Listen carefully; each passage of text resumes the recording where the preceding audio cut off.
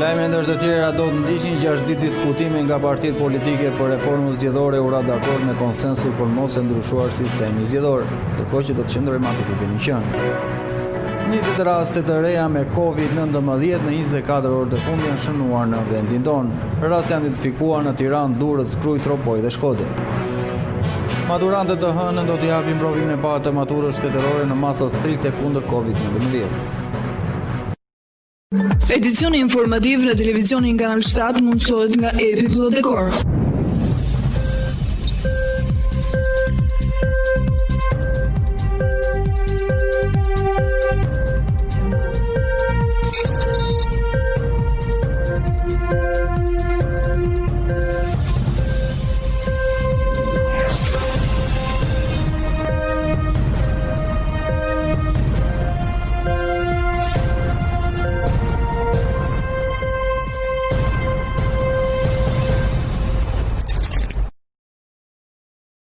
Ju përshëndes të nderuar teleshikues televizioni Kanal 7 në edicionin informativ.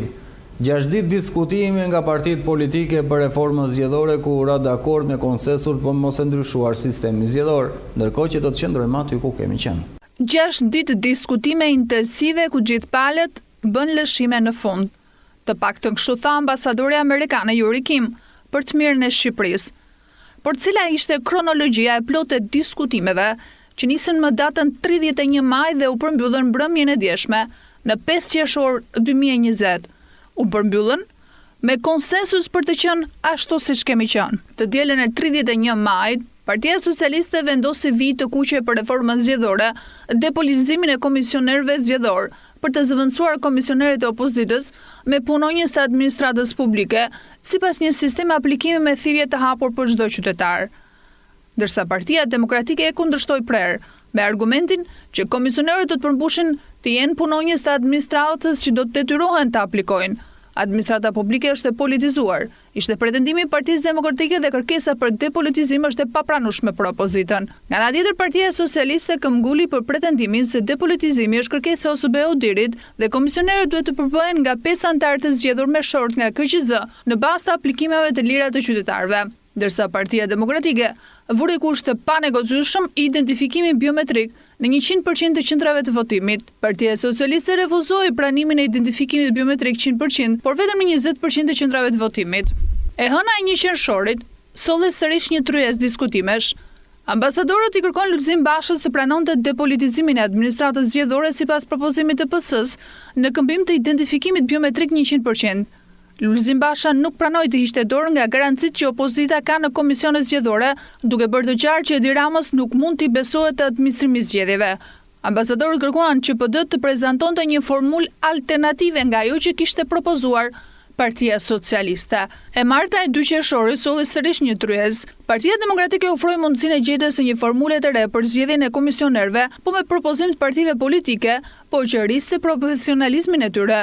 Partia Socialiste refuzoi duke vënë si kusht të panegociueshëm depolitizimin e komisionerëve zgjedhor. Partia Demokratike këmbguli te identifikimi biometrik dhe PS pranoi që të realizojë 100%, nëse kjo ishte e mundshme sipas vlerësimit teknik të KQZ-s dhe ekspertëve ndërkombëtar. Qeveria mori përsipër të vendosë në dispozicion fondet e nevojshme në kohën e duhur për realizimin e identifikimit biometrik. E mërkura e 3 qershorit, Partia Demokratike pranoi depolitizimin e komisionerëve duke kërkuar që 3 komisionerë të jenë të depolitizuar, por me kusht që 172.000 punonjës të administratës publike të jenë të përjashtuar nga aplikimi dhe 4 anëtarë pa të drejtë vote, nga të cilët 2 nga mazhoranca dhe 2 nga opozita.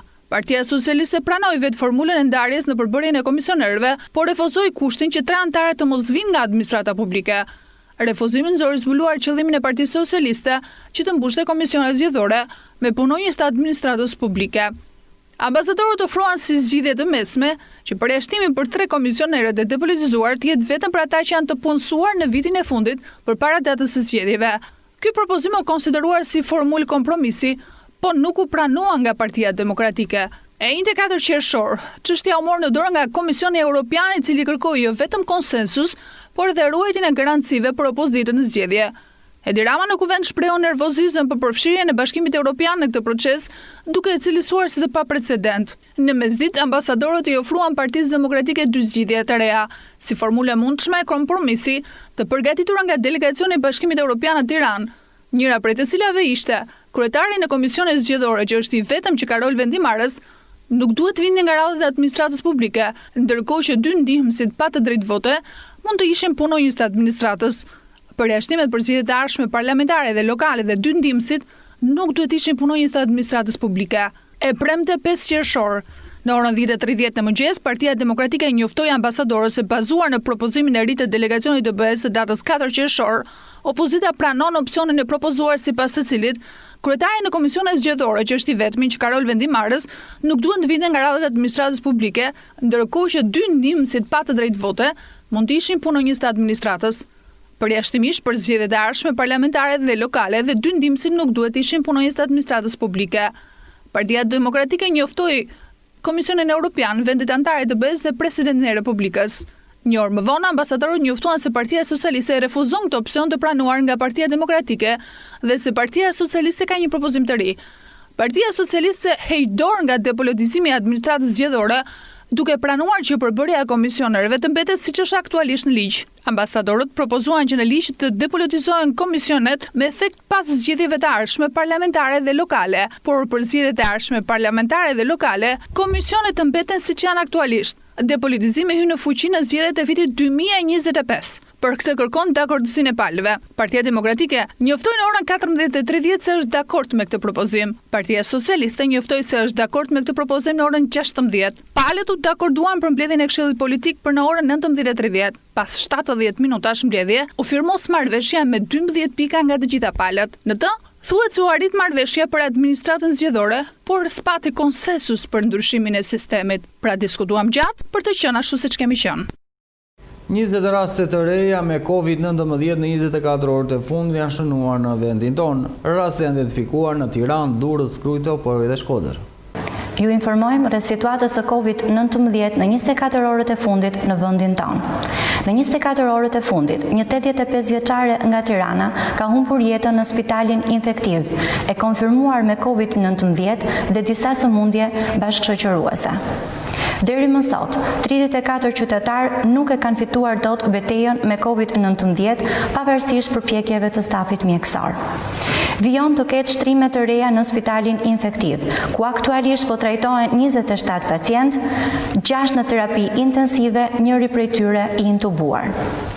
Ndërkohë në laboratorin e virologjisë në Institutin e Shëndetit Publik kanë vijuar testimet për raste të dyshuara me COVID-19 dhe vazhdon puna intensive epidemiologëve në terren për gjurmimin e rasteve. Në 24 orët e fundit janë kryer 253 testime, nga të cilët janë konfirmuar 20 raste pozitive, përkatësisht 10 në Tiranë, 3 në Shkodër, 3 në Krujë, 2 në Durrës, 2 në Tropoj.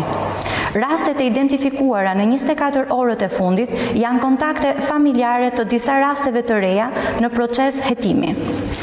Aktualisht kemi një personel shëndetësor të ri infektuar, pas thuajse 3 muajsh infektuar për herë të dytë si kontakt familjar. Gjendja e tij shëndetësore paraqitet e stabilizuar. Gjatë 24 orëve të fundit janë shëruar 15 qytetar, duke çuar numrin total të tyre në 925. Nga fillimi i epidemisë deri më tani janë kryer mbi 18.000 testime molekulare dhe serologjike dhe janë konfirmuar pozitiv 1.232 raste. Në vendin ton janë 273 raste aktive me COVID-19, rreth 70% të cilëve janë në Tiranë.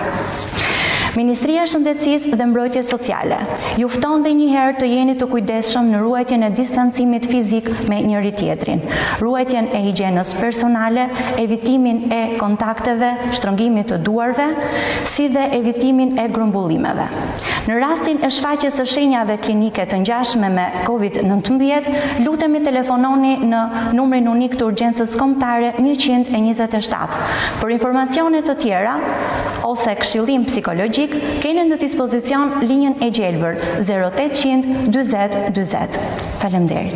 Maturantët të hënën do t'japin provimin e parë të maturës shtetërore në masa strikte kundër COVID-19. Ditën e hënë nis sezoni i provimeve të maturës shtetërore me lëndën e gjuhës së huaj për të vazhduar më datën 11 qershor me gjuhën shqipe, me matematikën më 15 qershor e për ta mbyllur me lëndët me zgjedhje në 18 qershor. Këtë vit Ministria e Arsimit ka hartuar një rregullore të posaçme për zhvillimin e maturës shtetërore për shkak të gjendjes së fatkeqësisë natyrore të shkaktuar nga pandemia COVID-19. Burime zyrtare bëjnë mendje se nxënësit rrezikojnë të humbin provimin nëse do të kenë temperaturë më të lartë se 37.5 ditën e provimit. Në këtë rast, maturanti do të mund të japë provimin në sezonin e vjeshtës. Sipas rregullores, një ditë para provimit, drejtuesi i shkollës duhet konfirmojë në zyrën vendore arsimore se mjedisi përmbush kushtet higjieno-sanitare dhe distancimin fizik. Ndaj drejtorit do të merren masa administrative nëse nuk do të respektohet rregullorja e maturës shtetërore. Ambientet ku do të zhvillohet provimi duhet jenë të ajrosura dhe të higjenizuara dhe në klasë numri nxënësve do të variojë nga 10 deri në 15. Provimi do të nisë në orën 10 dhe do të zgjasë 2 orë. Maturantët para se të hyjnë në shkollë do të matet temperatura, do të dezinfektohen duart dhe do duhet të jenë të pajisur me maska e doreza. Këtë vit janë mbi 31.000 maturantë që do të nënshtrohen provimet maturës shtetërore dhe ndryshe nga më parë, testi do të jetë i gjithë me alternativa. Përqendrohemi në këto momente në zhvillim më të fundit që vjen nga rajoni dhe bota.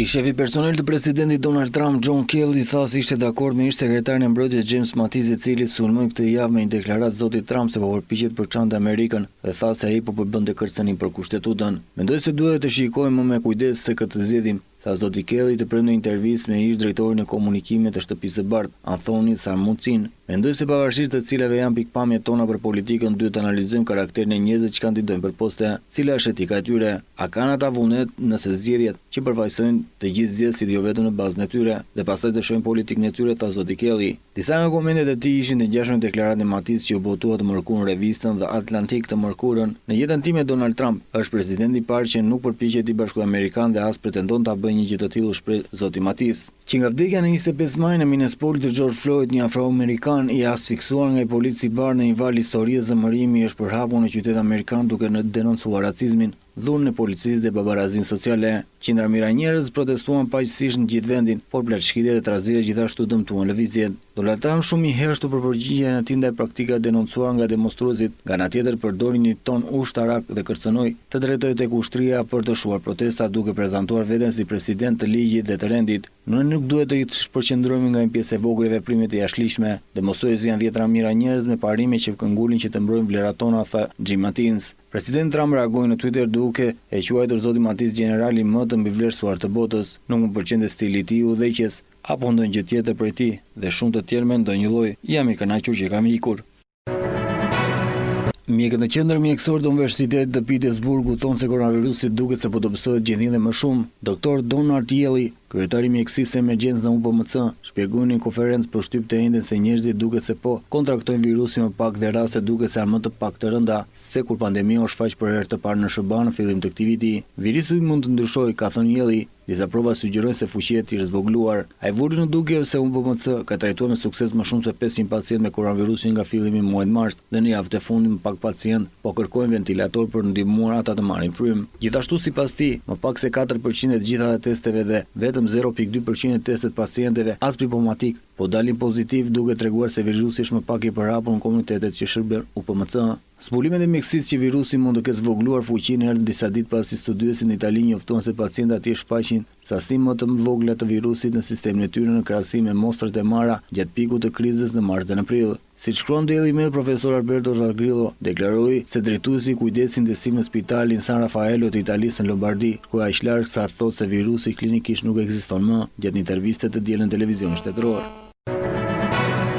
Në Itali u regjistruan sërish një rritje numrit të infektimeve me 518 raste të reja në 24 orët e fundit, duke çuar numrin total të tyre në 234.531, njofton sot mbrojtja civile. Ka këto raste 402 janë në Lombardi, rajoni më i prekur në vend. Në të kundër, numri viktimave COVID-19 shënon sërish rënje. 24 orët e fundit u regjistruan 85 në krahasim me dje që ishin 88. Totali i vdekjeve ka arritur në 33.774. Numri të shëruarve u rrit me 163.781 me plus 1.886 krahasuar me dje që ishin 957. Deri tani janë 36.976 pacientë me koronavirus në Itali, 1.453 më pak se dje kur rënja ishte 868, nga këta 316 pacientë ndodhen në kujdes intensiv, 22 më pak se dje.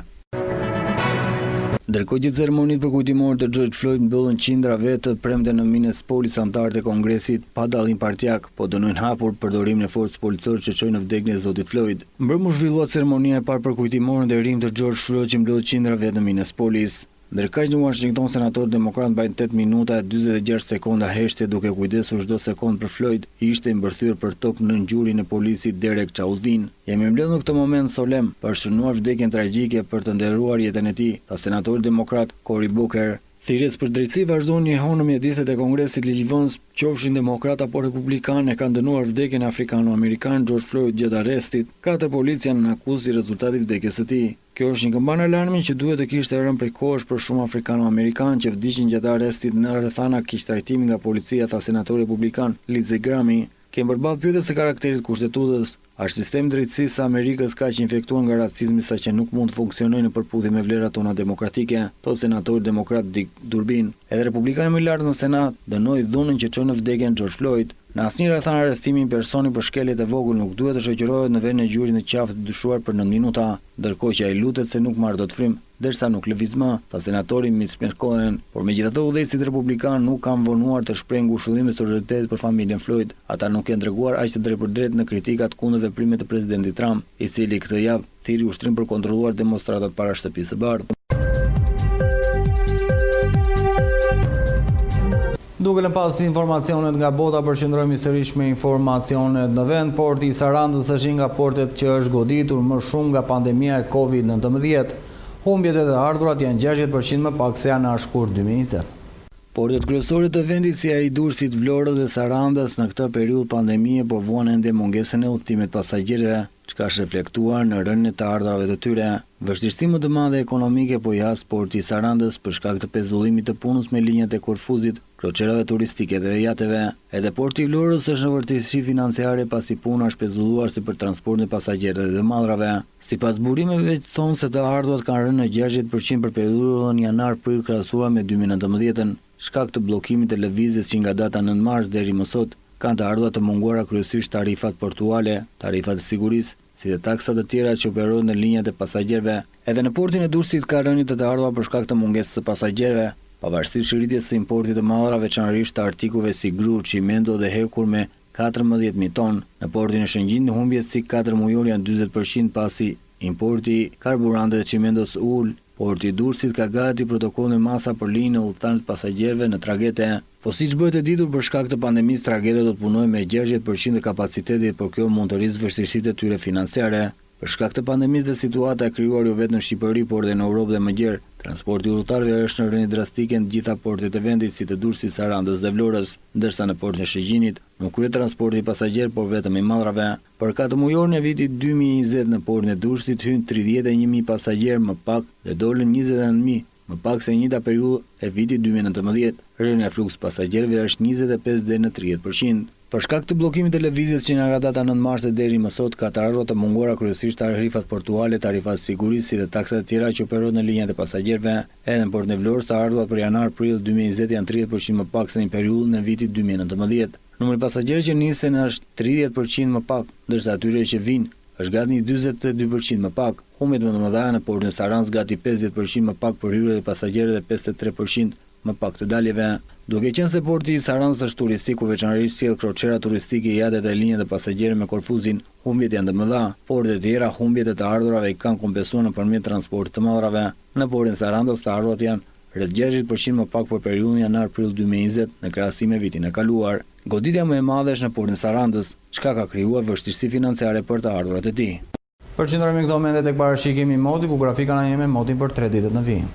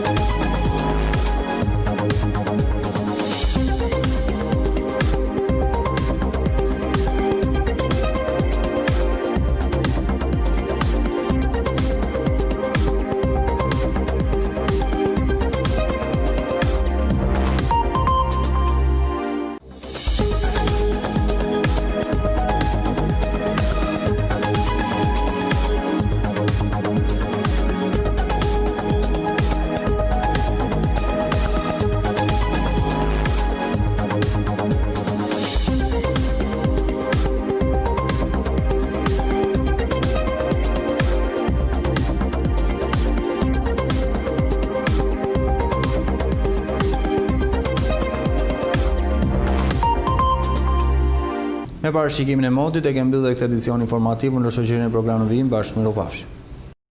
Edicioni informativ në televizionin Kanal 7 mundësohet nga Epi Plot Dekor.